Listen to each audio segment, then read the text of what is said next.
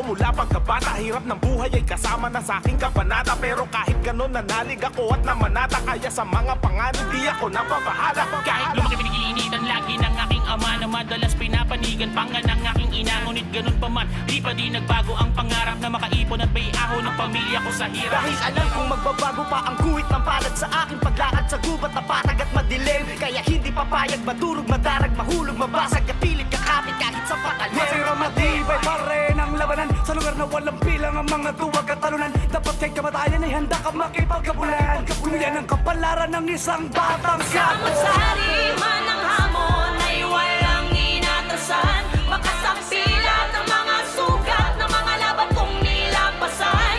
At sa kabila ng mga hirap at masakit ako ay nasanay sa mundong magulot, maingay, manitira lamang ay mga matibay. Mga humarang ay pinakpakan, di lang basta-basta inambahan.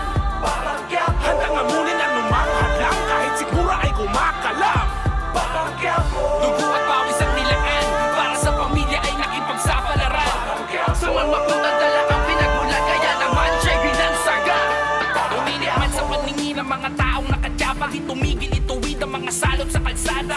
Sumusugal kahit paubos na ang tsansa, handang magtampisaw kahit paumulan ng bala. Sinilip sa pigitan na di ko batid ang piniringan, tila kitang-kita pa rin ang nakalala mong sa pera. Merong kinikilingan ng humarang sa sistema, agad kinikitila.